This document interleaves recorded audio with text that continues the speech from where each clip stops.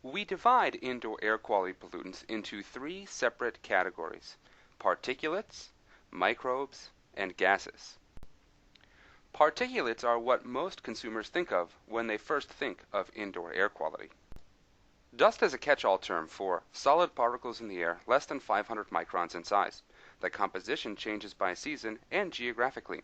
In a desert climate like Arizona, you'll find more ultra-fine sand. In a forested area like Florida, you'll find more plant matter. Pet dander is also classified as a particulate and includes any material shed from the body of an animal, hair cells, skin cells, or anything else. Pet dander can be a very, very aggressive allergen. When someone says the traditional "I'm allergic to cats or dogs," they're referring to an allergy to the dander the animals give off. Pollen is another aggressive allergen classified as a particulate. Released by certain plant species, pollen is very small and lightweight. It stays airborne for extended periods of time, and are what you traditionally think of when you have hay fever or ragweed type of allergies. All of the particulates here have a few things in common. They must be physically removed from the space in order to alleviate the symptoms, the general allergic reactions that they'll cause. You can't kill a piece of dust or dander, it's not alive. You need to find some way, when we're talking about purification, to physically pull these particulates out of the air. Bacteria are single-celled organisms that can reproduce without a host. Some common examples of bacteria are MRSA, an antibiotic-resistant staph infection, E. coli, usually the culprit of the tainted food outbreaks you'll see, staph infections, and strep throat, which again is something common that many children will pick up at school.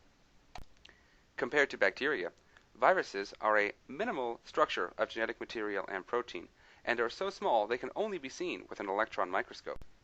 If you were to suspend a virus in the middle of a room, it would take 10 days for that virus to settle down to the ground with no other air movement. So every time your air conditioner turns on, you walk through a room, or open a door, that air movement is going to keep viruses suspended in the air for extended periods of time. Some examples of viruses include Norwalk virus, the cruise ship virus, and accounting for over half of the stomach flus in America, the SARS virus, of which there was an outbreak in 2003 in China and Toronto, avian flu, which was in Southeast Asia, and the H1N1 virus, which is currently sweeping the world. Mold spores are also classified in the microbial category, and to better understand mold spores, we need to be sure that we understand the life cycle of mold. Mold that you see growing on a wall is called a mold colony. As the mold colony grows, it releases single-celled organisms called mold spores into the air. As soon as conditions permit, these mold spores will grow into new mold colonies, whether looking for something damp or a place where the temperature is high or there's no light. When they find the conditions they're looking for, a mold spore will then grow into a new mold colony, which will release more spores into the air. Mold spores on their own are a very aggressive allergen and can cause allergic reactions, asthma episodes, irritations, infections, and sinus congestion problems. From an indoor air quality perspective, our goal is to eliminate airborne mold spores.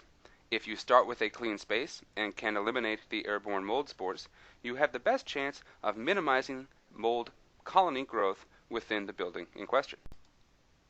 Our last category of indoor air quality pollutants includes gases like VOCs and odors. VOCs, or volatile organic compounds, are created by the evaporation of additives in products that we use every day. This evaporation is referred to as off-gassing. These additives are put in products to give them certain properties. It will make paints and carpets last longer and be more fade resistant. It will give pressed wood products a nice bright shine. It'll make adhesives more powerful. VOCs haven't always been a problem, even though we've been using these chemicals for a long time. Older construction used to be built much looser, and more fresh air would be able to get into the space, diluting the levels of VOCs down to within the safety range.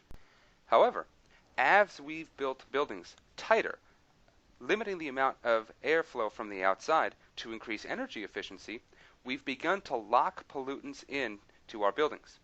A piece of new construction with all of its painting, carpeting, cleaning products, pressed wood, cabinetry, is going to have a 3-year supply of VOCs built right into it. A recent example of a high VOC buildup happened after Hurricane Katrina in 2005.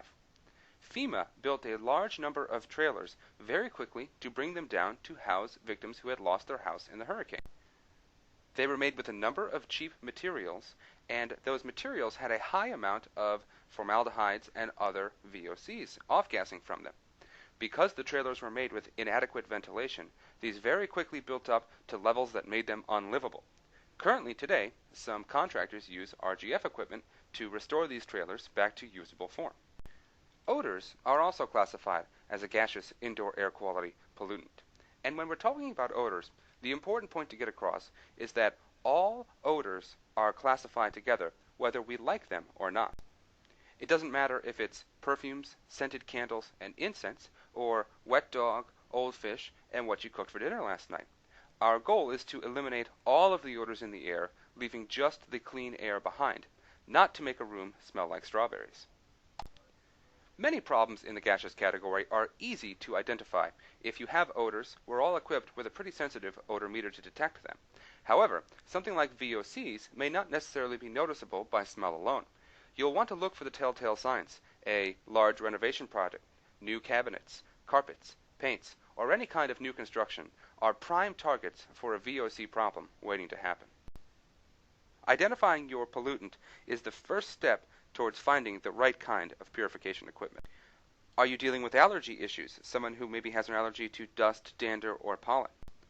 Is someone concerned about potential illness or the spread of mold in their home?